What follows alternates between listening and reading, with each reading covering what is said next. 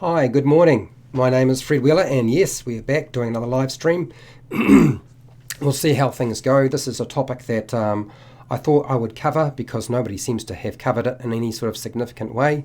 So you will find the start time for this video down in the description. I normally do that, but all of my live streams normally go unlisted, so you won't actually be able to access them later on if you wanted to. That's all right. If you hit the subscribe button and the bell button and have your notifications turned on, you'll be able to actually get into those later on if you need to, particularly if you have to leave in the middle of it for some reason. Also, all of my patrons get access to the unlisted live streams, and if that's sort of not going to work for you, you can still get access to these live streams in a cut down version that exclude the Q&A or questions and answers at the end of the live stream. That'll be an edited version that will get released later on. So you don't need to freak out if you can't stay for the whole thing. You should still be able to get access to it. I'm just doing a sound check to make sure everything's working fine, and it seems to be, so that's good news. So I'll pop out my earplugs and you'll let me know if there's any issues at your end. Now, if you haven't been part of my live streams before, normally what I do is I will present everything first, and then at the end I will open it up for feedback, questions and answers, and I usually will answer and talk about anything you really want to. If there's topics in particular that you really want to sort of focus on. Yes, you will see my face. I'm going to be using a lot of slides today, so you'll probably find that I'll sort of chuck over to some slides. But at the end of the presentation, we'll be going back to my face. That's normally how I go about doing the process. So settle back and let's talk about this variant rule, which is rather sparse if you ask me.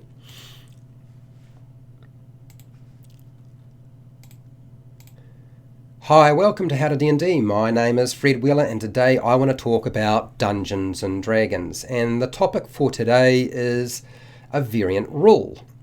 The variant rule is difficult magic item identification. Okay, so that's the variant rule for Dungeons and Dragons 5e. Where can you find this variant rule?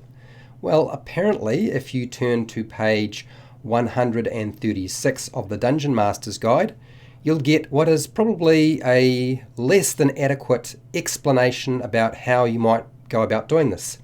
And there's really no discussion about the pros and cons of doing this. So basically, this variant rule says that if you want to identify a magic item, you need to use the identify spell, and you can either do experimentation around the magic item or the magical effect in some way. There's no stipulation about anything. It's very, very vague. Or you could do both, the identification spell and experimentation of some kind. So let's break that down, make a clear, concise sort of look at what's going on here. So normally, magic item identification is very, very easy in Dungeons and Dragons 5e. It's not hard to do. You can get it done with no trouble whatsoever. All you have to do is use the identification spell, or if you don't have that spell because you don't have somebody who can cast it or you didn't select that spell, then somebody can, during a short rest, handle the magic item, and that will help them to figure out the properties of that magic item. It does not reveal if it's a cursed magic item or if there's a curse on the magic item, but apparently that can be done. Now, I have a problem with this in many respects, because when I think about all of the items or artifacts or pieces of lost history, all the things that archaeologists have found over the years that they pull out of the ground, and they certainly weren't able to sit down for an hour and figure out the item. It took quite a lot of study and research. But for the sake of playing a game, it does make a lot more sense. Honestly though, I am not a fan of the short rest application in the core rules, which is really probably why there is a variant rule in the Dungeon Master's Guide, because I'm probably not the only Dungeon Master who looks at that and thinks, I'm not happy with that, I want something else. If you prefer magic items to have a greater mystery, remove the short rest ability to identify magic items and their properties in your game. Okay, so now let's talk specifically why that might have even been put into the game in the first place. Because it's a little strange, right? It wasn't there before, and now it is. So why did the designers even bother with allowing a short rest to identify magic items? And when I say magic items, we also need to sort of talk about identifying a magic spell or property. It's not just about items. Spells can be placed on a structure, and so therefore you need a way of being able to figure those sorts of things out without having to sort of go and do something that's going to take a lot of time. So there has to be a quick way and a short way to be able to do that, otherwise it's going to make it really difficult to actually implement the game in some way. So there are a couple of things I think are going on here. I think their intention was to simplify magic item identification for that very, very reason. Because it's not just about magic item identification, it's about magic spell identification. Detect magic's great, you can detect that something is magical, but you can only get an aura and it doesn't tell you anything else. So if you need to find more information out, there has to be a way of doing that, particularly if you can't take that item away with you and then do a whole lot of research over a long period of time. So simplify it. That certainly made it much easier for players to implement in the game. It meant that they didn't have to worry about allocating a spell slot for identify, didn't need to worry about even having somebody who could potentially cast that spell or even cast that spell as a ritual. And it certainly meant that they didn't need to worry about going to town and spending money to get somebody else to identify a magic item or a magic effect for them. So certainly I think that's part of the reason. It certainly avoided dungeon masters having to wait for their players' characters to cast identify. One, because they couldn't identify it, whether it was because they were unable to do so because they don't have it on in their spell book, or they didn't have a caster who could cast the spell, which meant they would then need to track that magic item, make a note beside it. Okay, this is magical, but we don't know what its effect is. And it's not actually a huge ask on the part of a player to make a note that this is an unidentified magic item, we need to identify it. The problem is for dungeon masters having to figure out and remember that magic item came from that location, and therefore it has this magical effect when they finally get an opportunity to identify that particular item or effect. And so therefore the short rest concept comes into play, right? So it certainly was very much designed to make everybody's life a lot easier. The only problem I see with this is that now nobody seems to ever take the identify spell, and everybody just uses a short rest. Have you found that? I certainly think I have found that to be very much the case. Not everybody does that, but certainly to a large extent. We don't need to have a wizard. We don't need to have somebody who can cast identify. No bard, no wizard, don't worry about that. Don't need to worry about any of that sort of stuff, because we can just take a short rest and figure out what it is. Honestly, the only reason I can see that it really makes sense is for very low-level characters with very few spells and a restricted or limited monetary fund. So they don't have a lot of gold or resources, because the Identify spell requires a few resources, doesn't it? The Identify spell has a few issues and problems, or should we say cons, and associated with it, and that one of them is the fact that you have to have a pearl worth at least 100 gold pieces. Now for a low-level character that's just not possible. That means that they're going to have to hang on to those items till they can do that. Part of the reason why the short rest was brought into play, I suspect. And the other problem with this sort of way of doing things and Identify as a spell for identifying magic items is between level 1 and 2, most players' characters will not have enough gold coins. In fact, by the time they get to level 2, it would probably require almost the entire party to pull all of their resources together to buy the pearl so they can have the wizard or the bard cast this Identify spell. So I can see why you might want to have it open to using the short rest. The other issue is that only bards and wizards have access to the important spell of Identify. Now, there are a few archetypes that allow you access to Identify, but it's like trying to find a needle in a haystack. It's a big ask to hope that your players will actually do this, that they'll actually pick it up and make it happen, because quite often they won't.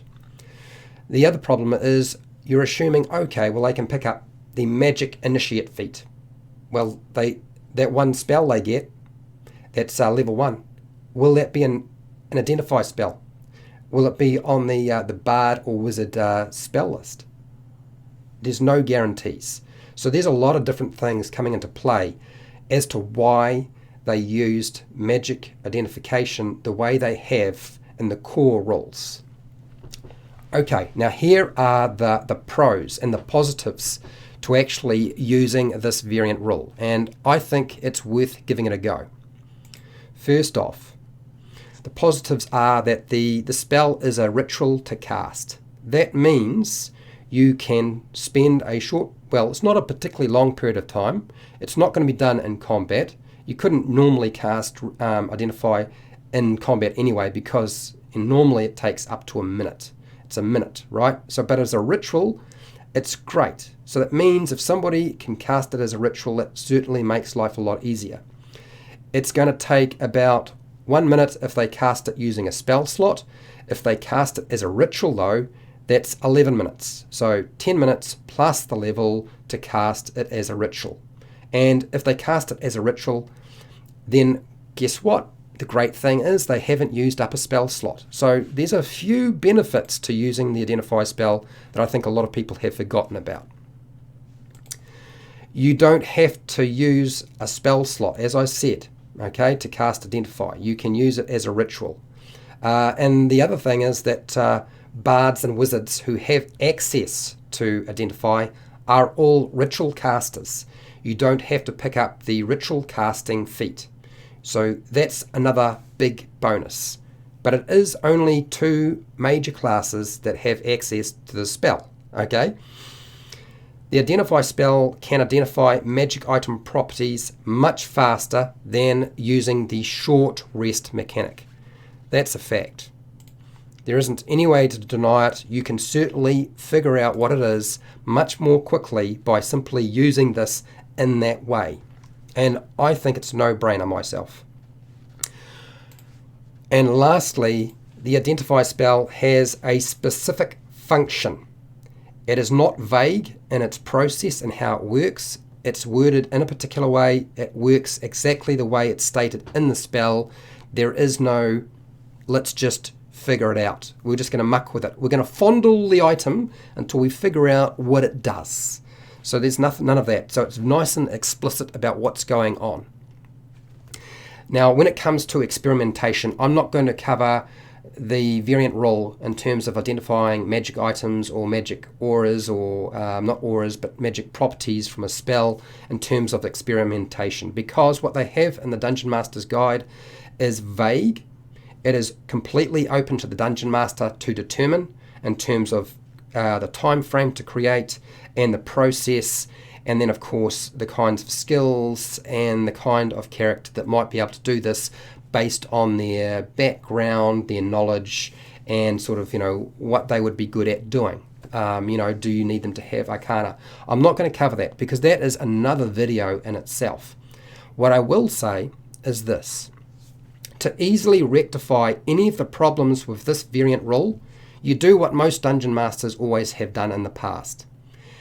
They simply go to town, they find a wizard, there's a local wizard, they pay, some money, maybe 25 gold or 20 gold, and they pay for their services to cast the identification spell on the magic item to figure out what it is, because nobody decided to have that spell as a character. So they didn't pick up a wizard, they didn't pick up a bard. That is the easiest and simplest way to solve the problem with regard to implementing this variant rule. So all of the downsides that I just talked about, 25 gold for a low-level character is not a big deal. And remember that often the party are benefiting from the use of any magic item within their group. And usually a lot of dungeon masters will stipulate, like, if you don't know what this sort of magic item is and how it works, you don't benefit from its effect until you have determined what it's like and how it operates. I don't think that's actually unreasonable at all. Most players have become quite used to that process. We've been doing it for years, and then Dungeons & Dragons 5e came along and they saw what they thought was an issue and tried to rectify it. And I can see their rationale and their reason behind it. But as I've said, the easiest way to fix it is just to say, well, all you need to go is to a big enough town where there's a local wizard, pay them some money, and they will identify that particular magic item for you if nobody in the party can do it themselves. Now, I'm hoping that this has explained the whole variant rule as much as I possibly can in the short space of time that I have. If it has, great. I have a lot of different videos on variant rules from the Dungeon Master's Guide if you are interested. If that's not sort of your kettle of fish, then I also have lots of videos, hundreds of videos for players and Dungeon Masters that talk about every aspect of the Dungeons & Dragons game, mostly around Dungeons & Dragons 5e because that's the current version. If you like this sort of content, fantastic. If you want to support the channel so I keep doing content like this, then I have a Patreon page where you can get access to the unlisted live streams, additional content, and priority on the videos that I make on my YouTube channel. I also have affiliate links to the book depository and Amazon. If you want to support me there, I get a small commission for anything you buy. And I also have a merchandise shelf underneath my video. Now, make sure to share, like, and subscribe. Hit the bell button to be notified when I go live and when I publish new videos. And hey, till next time, keep rolling those 20s.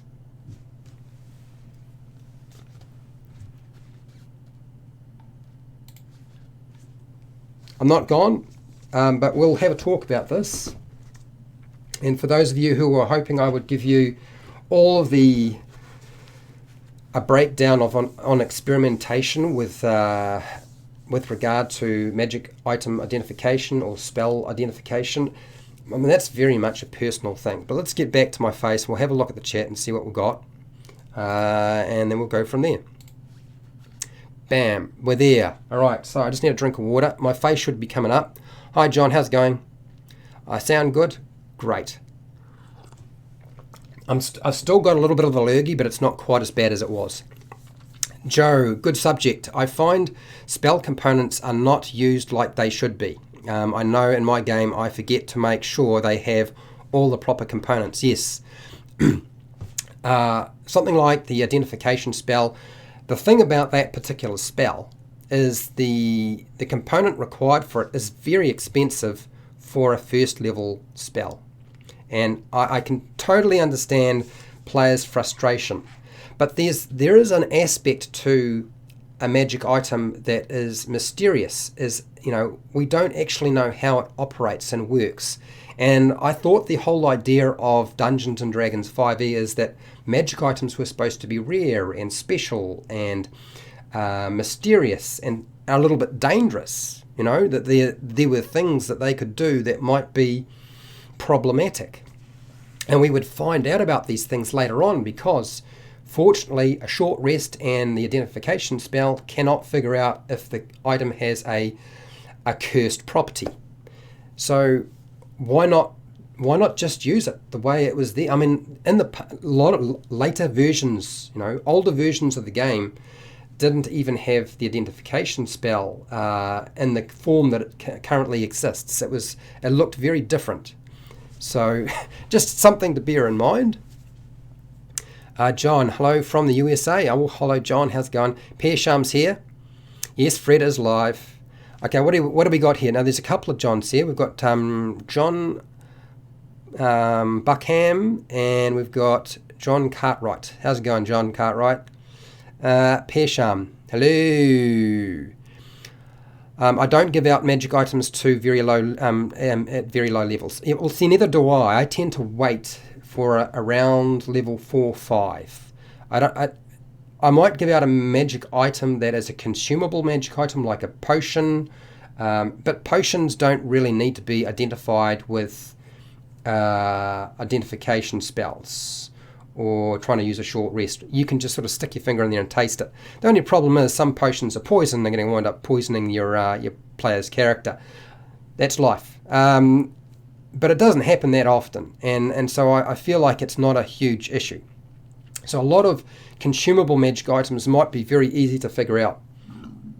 Like a healing potion will probably be very obvious to them. Okay, I've bought healing potions before. It kind of smells and looks very much the same as a lot of the other healing potions that I've purchased or I was going to purchase from the local store in town or in the city. It's not a big deal.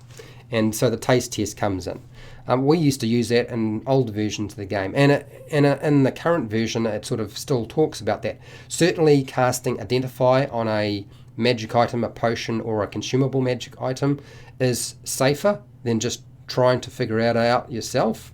The other thing is that I find it curious that we have certainly tried to open up Dungeons and Dragons as being, a place where magic is dangerous. Yet, the mechanics don't really support that. And the short rest concept certainly eliminated that. The need for a wizard or a bard in the party was like, well, we don't need to worry about it. I can play something else. So be it. There's some things going to come up. What do you got here, John? Fred, would you let the spell Identify Identify tell you a magic item's command word, or would you make them do some research? No, I probably wouldn't do that. I think that the research and the money and effort required to use the identification spell, it takes a bit of time to get the resources to do that. So whether it be a bard or a wizard, they're already doing a lot of that already in advance. So in other words, they should be able to have a fairly good understanding of magic properties and spells, even if they can't cast them. Remember, the ability to cast a spell at higher levels or particular spells is not a product necessarily of just skill. Sometimes it's just the ability to hold that knowledge in your brain or have it in your spell book. So I feel like that's sort of making it much more difficult. John, there is no reason why you can't do that. You just need to make sure you're willing to track what that magic item does if the players don't know what it does. Because, I know a lot of dungeon masters will make up a card for a magic item and give it out to their players. So when they find something, they'll just hang onto the card and wait. And they might put like a little note on the card that whatever character has that particular magic item, so that if it comes up and they do actually figure out exactly what it is through research or using the identification spell or getting somebody else to do some research for them, they'll figure out what it is. Pierre Shum, when they subcontract out magic, 50 GP for first level spells, 100 GP for second, 200 for third level, so on a base cost. Well, I think 50 GP is an awful lot for a first level spell to get it cast. I think that's an awful lot. Usually at level 1, the monetary reward for the entire party is about 50 gold. They might get one that's 100, but it's probably not going to be something like that. It's probably going to be about 50 gold pieces. I know when I was playing Dungeons and Dragons Adventurers League, I know that identifying a magic item, I think, was about 25. But you can change that number. What I would not do is make it 100 gold pieces to get somebody else to cast the first level identification spell.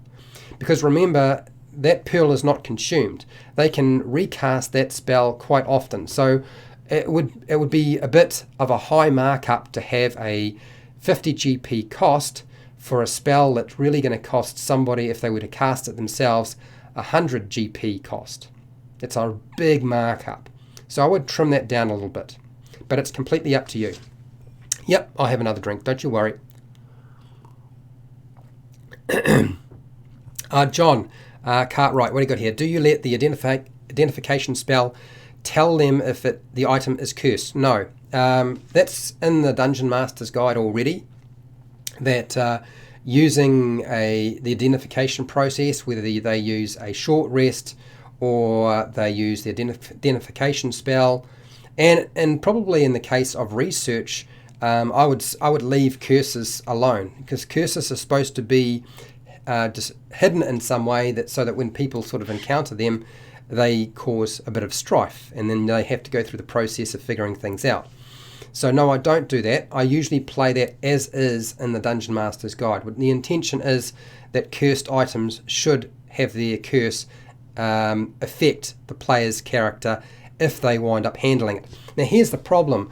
If you are using something like the identification spell to identify a magic item and it has a curse on it, you're going to wind up cursed, right? That's just a fact. So there's some risk to it, which means that somebody is going to have to make sure they have remove curse available at some point to get rid of those curses.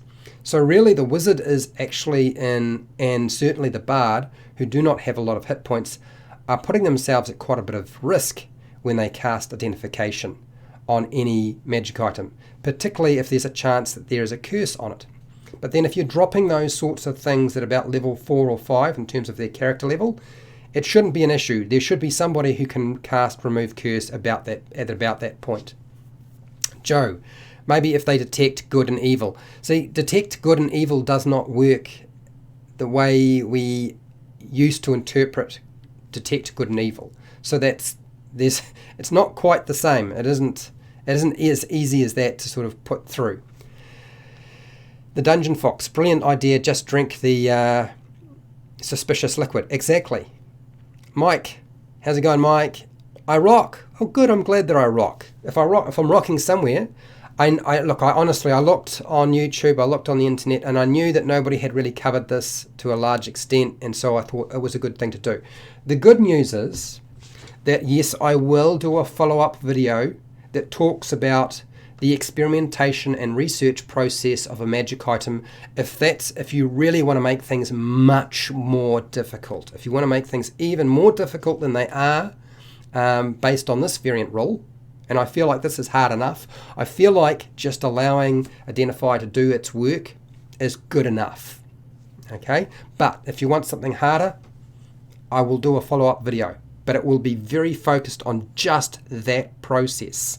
This is really going back to much older versions of the game, where things like, as John Cartwright is talking about in the first edition of Advanced Dungeons & Dragons, it was all about trial and error. Or you had to find a sage to research the item for you. And that sage you'd drop the item off, and then you would have to go adventuring, and you'd come back to find out what they had learned, and maybe days had passed, or weeks or months had passed before they found out what it was like. It really depended very much on the Dungeon Master and how they were going to interpret that process. Or you needed to go on an adventure of some kind to figure out how that magic item worked. You needed to go and see somebody who had possibly encountered this magic item. Or the sage would send you, you go to see a sage to do some research, and they say, I can't help you. You need to go and see this person because they would know about these types of items, and this is really what's going to be more useful to you. So then it's off to do a quest to figure out what your magic item is, which is always a good story sort of link in, right? It really makes, let's get real. We don't want to just have a lot of Dungeons & Dragons adventures don't want to just be focused around kill a monster, get the treasure. Sometimes we want them to be focused around a magic item, an artifact. Certainly with an artifact, I would like it to be much more difficult to identify, right? But we want them to actually make that the focus of the adventure, is figuring out what this magic item does. And then once they've done that, deciding whether it's a magic item that has a property or purpose that will, this is another video in itself, I have to say, that will push the story forward. Is it something that needs to be destroyed, or is it something that needs to go into the hands or be used to fulfill its designed purpose? Okay, all right. Mike, what do you got here? You may have mentioned it, but do you allow Identify to tell you about curses? No, I don't. So to give you an idea, when I make magic items and I put them in my game, about 90% of all magic items are cursed. Some will have really bad curses, and some have little curses that some players will look at and say, the curse doesn't outweigh the benefit, I'm going to keep it. So I get the benefit even though I'm cursed in this way, and this is what's going to happen. And a lot of my curses are not so much mechanical, they are more fluff and flavour. With regard to the gauntlets of Ogre Power, I changed mine so that when they would wear them for a period of time, they would slowly transform into an ogre and look like an ogre. And they would ask me, so am I getting stupid? And I never actually revealed whether that would be the case, but it was fun. It meant that, the reason they had the gauntlets of Ogre Power is because they were being transformed slowly but surely into an ogre. And then, of course, they had to make that decision. Do I want to keep the gauntlets of Ogre Power since they're cursed? Or do I want to ditch them, get rid of them cursed, and go back to my original form? Because ogres aren't really taken well when you walk into town or into a city, right? And there were other things that I did as well. Some magic items would change alignment. Some magic items would change the motivations. It would add sort of like a flaw or a personality trait or something into the mechanics of the roleplay aspect of Dungeons and Dragons for Dungeons and Dragons 5e, which I find that players kind of like that, but not necessarily the player who is having to deal with it. So if the person is dealing with that curse, sometimes it's fine, sometimes it isn't, but it's often the people around them that don't understand, why is your character suddenly doing this? Well, he's cursed. It's the magic item doing it. It's not him being a dick player. So, what do you got here, John? Well, the high price could be the reason that the PCs have to go back out into the wild and adventure. It certainly is. But so here's the thing. There's no reason why you can't do it, but I would think it would be a little bit unreasonable to charge a really high price for the identification process spell if it already costs about 100 GP for a pearl plus somebody with the knowledge to do it already. It seems like a really high, steep price to me. But if you are the dungeon master, you can do it how you see fit. Mike, so that answers it. You're right. Okay. You're welcome, Mike. No problems. Pesham, make it more difficult. I know it's a little bit tricky. There are so many magic items floating around in some of the pre-published adventures. And I think a lot of players are like, they're used to playing video games where when you level up, you ditch your old magic items and you pick up new magic items. And so, it can be, if I'm looking for that and the adventure's playing out that way, and if there's a lot of turnover, so here's the thing, if there's a lot of magic items in your adventure, then for somebody to invest in the identification spell makes a lot more sense to a player. But if they're very rare, then they're like, well, but I'm never really going to get to use that spell that often.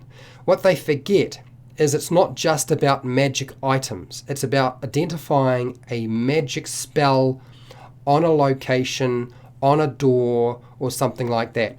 The only problem is that a lot of that magic requires you to touch it, and when you touch it, it usually does something bad, like it goes boom, like it's a glyph, or whatever magic was there activates and you wind up suffering the consequences. So it really does put the bard and the wizard at a lot of risk when it comes to identifying spells. I know players who would not cast Identify until one, they had the Pearl, and the rest of the party had to actually cough up some money to help them pay for it because they were going to benefit from its use, and they would not do it until the cleric or somebody in the party, whatever archetype or class they were playing, had the spell remove curse. They said, if I wind up getting cursed or I wind up getting blown up, I want to make sure somebody can reincarnate me, raise me from the dead, or revivify me, or most important, remove the curse, because there's a good chance I could get cursed, and that would be a big bummer for me. And I'm already hamstringed as I'm at a low level with a wizard and a bard. And I can kind of understand their rationale and thinking behind that. Okay, Pesham, make them research it to find out it's cursed. Yeah, well, you can, but usually curses make themselves very much apparent. A curse on a magic item once it's sort of, you know, attuned to, or it's touched, the curse is there, and when it comes up, you want to reveal that reasonably quickly, because it's going to be something that's going to keep happening, right? So usually there isn't a lot of research. You find out by having used the item. As soon as you start wielding this magic item and you've touched it, it's in play. So really research isn't such a big issue. The Dungeon Fox. I need to use more fun cursed items. Any recommendations? Oh, well, I did actually talk about one,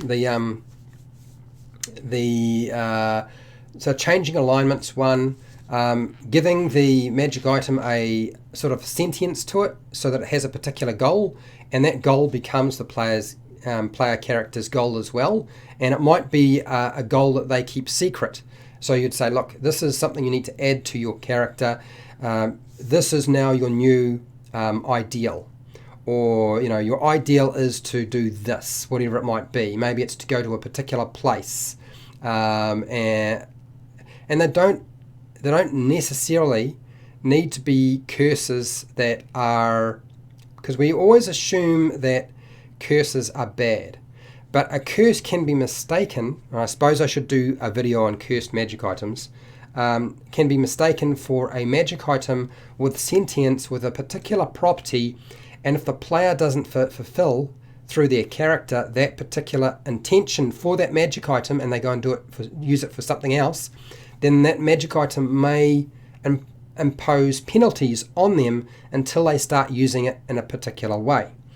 So it seems like a cursed magic item, but in fact what's going on is that it was designed for a particular purpose, and the only person who can wield it correctly is the person who has the same motivations as the intended use of that magic item. And that is actually a really fun thing to do with a magic item, where that magic item was designed for a particular purpose, never achieved its purpose, and now the player's character is the instrument whereby it will impart and complete its quest, whatever it might be. Okay, what else have we got here? Joe, what do you got here? I'm thinking of running a one-shot next month. Thinking about introducing them to a deck of many things. Why not? You know me, Joe, do everything at least twice before you decide never to do it again.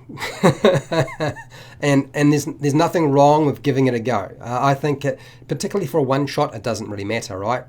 It's only when it's going to affect a long-standing campaign that people get a little bit worried about the deck of many things. I still feel like there are ways of dealing with that, and there have been plenty of videos on how to deal with the deck of many things. What do you got here, John? I love your Dungeon Master's Guide to the Lost Mine and the Curse of Strahd. Yep, I'm almost done up with the Lost Mine of Phandelver. The Curse of Strahd will continue when I sort of have something floating in my brain that sort of, I've got something percolating in my brain for the Curse of Strahd. I just haven't sort of formulated it in a way that I feel like is going to make sense. And because I do so many videos, I can't push those sorts of videos out too quickly, because they actually take time for me to sort of do a bit of research and sort of mull through the process and find the thing that I think is interesting to me and would be useful to somebody else. But yes, I'm still waiting on the Dungeons and Dragons Essentials Kit. When that comes out, we'll be doing a lot of videos on that, I imagine. Bestseller on Amazon. I'm not surprised. The Player's Handbook was a bestseller, but the fact that the Dungeons and Dragons Essentials Kit is a bestseller on Amazon, and apparently the Dungeons and Dragons starter set, the original one for Dungeons and Dragons 5e, never hit bestseller status. I find that amazing. I think that's a really good sign. That means that Dungeons and Dragons is going to a new level. And thank you, John. I appreciate it. Persham. Make the items level up with the character. Yeah, see, Persham makes a really good point. I used to do this quite a lot. So what would happen is I found myself in a situation where I would only want to drop so many magic items. And I have actually talked about leveling up magic items before, but I haven't gone into a lot of detail about the process. But Pierre makes a good point. A magic item that once attuned, is attuned to them maybe indefinitely. It's not something that can be just handed around. Often I will make a magic item and add attributes and abilities to it as they level up. And I don't mean there's a new attribute or ability that I tack onto it every time they level up their character. It might be in just, between level 5 and level 10, something happens. It's got a particular ability already there that's intrinsically part of it. And maybe when they get to level 10, something happens and it develops a new ability. Or at level 15, it develops a new ability. And level 20, it develops a new ability. But if your campaigns go from level 1 to level 10, then that kind of process is pointless, right? Because you're never going to get to level 15 or 20. So therefore, you change the process of how it's going to become stronger. And this eliminates the player's desire to ditch a magic item and go and get a new magic item. I found that when I started making magic items level up with the players, that it eliminated a lot of the desire to just toss them away or put them in the bag and grab something else. Okay, what else we got here? Just need another drink of water, sorry. I will answer questions about anything. It doesn't have to be this topic. It's a Dungeon Master question, a player question, that's fine. Okay, so the Dungeon Fox. It would be awesome if you showed cursed magic items for an episode. Yeah. I don't know that I've necessarily got cursed magic items written down anywhere, but I can certainly talk about some of the curses that I have used in the past and that you could use. I think maybe it would be better if I focused on the stuff that I have done, and then I can open it up to say maybe some more generic stuff. I think it will happen, I just don't know when. It depends on, if I do just magic items every, the next couple of days, it's going to be a bit boring for people, and probably boring for me too. You like tempting players, fair enough. Will you do a guide for Storm King's Thunder? No, I haven't. I only dungeon mastered 1 or 2 sessions of Storm King's Thunder. That adventure I haven't run. I don't like the idea of doing a dungeon master's guide on how to do an adventure or run an adventure or how it would play out unless I have actually used that adventure in some way.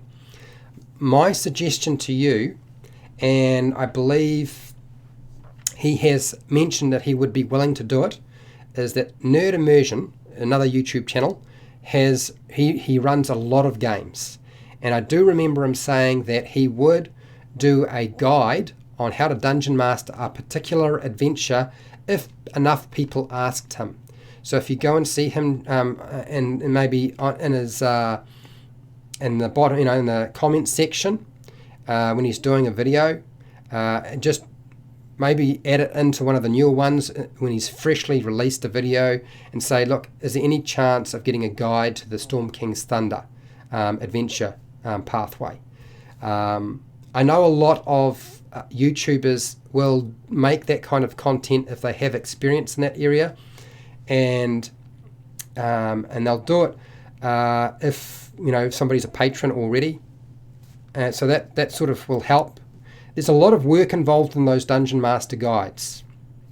Just something to remember. What do you got here? Pierre Charm. Is that level 1 to 4 plus 1, level 5 to 8? It's supposed to be a plus 2, level 9 to 12 plus 3. See, I'm not even thinking in terms of pluses. I think a lot of the time when people think about magic items, they think only about that you're welcome, John. I understand your desire. It's just I can't cover a Dungeon Master guide for every pre-published adventure. It just isn't possible. I don't have the experience in running them. My friend Simon ran the Storm King's Thunder. I don't think that magic items should be viewed in terms of, well, it's a plus 1, a plus 2, or plus 3. There are so many other things you can do with a magic item other than just give them a +1, +2, or +3. Because what we're talking about, essentially, when you talk about magic items in that way, and I've done videos on building your own custom magic items and so forth, and that is, we're looking at the weapons. We're now looking at weapons, wands, and armor. So things that improve the attack and damage and armor class. And that's often where we're falling. It's like a trap. You know, the thing with Dungeons and Dragons 5e is the players do not need magic items to be successful in the game. They really do not need it. The only time that it can be problematic is for a melee or a ranged character who just uses weapons and has no magic, and they're dealing with a monster that has damage immunity. Damage immunity can be much more difficult. So what happens is, in a situation like that, is that a player who's playing that type of character who doesn't have a magic item that's a weapon, they are reliant on the spellcasters to do all of the damage, and they wind up having to soak up damage so that the casters in the back are doing all of the output. And there's actually, I remember playing older versions of the game, and that's exactly what would happen. And yet we are trying to avoid doing that. Not necessarily required. At higher levels, character death, unless you are making your encounters very difficult, it's much more difficult to do now than it was before. And we're not that we want to kill the characters, and we certainly, that's sort of getting a bit silly, but I never shy away from that sort of stuff myself, but then again, my view on character death is very different to a lot of other people's. Anyway, away from that and back to the topic at hand, because I got waylaid about pluses and to magic items. So think about magic items beyond just pluses of 1, 2, and 3 or more. Okay, I need a drink of water. Almost out of water.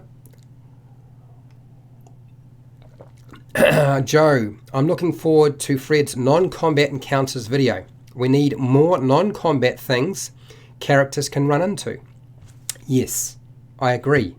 Joe, absolutely, and I'm glad that you are looking forward to that. I was happy to see... No, you don't need to TPK them. Going out of your way to do that sort of thing is ridiculous. If it's going to play out, I let it play out. Whether it be because dice rolled badly, I made a mistake with the encounter, or they just had bad luck with dice rolls, or I had really good bad luck. As I said, I've already talked about how I approach character death many times. But I do not think you should go out of your way to do that sort of thing. So Joe, I was really pleased to see that the random encounter I presented, which was actually more about, still had a combat element to it, but I will release some of those and we'll see how they go. I'm not sure which one I'm going to do. I'm thinking I will go really, really low key, something that you could place in any adventure that anybody could use, that is sort of universally useful to a dungeon master. And I will have to go through the purpose of that particular encounter, because when I say random encounter, they're not that random. They just seem random. Okay. Pearsham, DM's Guild has random table stuff for non-combat encounters. Yes, I'm sure it does. And yep, if that's the sort of thing you're interested in, go check those out. But I have selected a few, and I probably won't release them quickly, Joe, but they will come out eventually. I'm trying really hard to focus on dealing with the Lost Mine of Phandelver and finishing that up. Put that to bed and move on. Okay, I think this is going to be the last drink of water, so if you've got any last questions, I think we're done for today. I think that's it, which is excellent. I'm quite happy. It means I can go and do something else. A bit of gardening maybe. Sounds good to me. All right. So wherever you are in the world, whether it's the morning, afternoon, night, early morning, look after your family and your friends and yourself. And hey, till next time, keep rolling those 20s.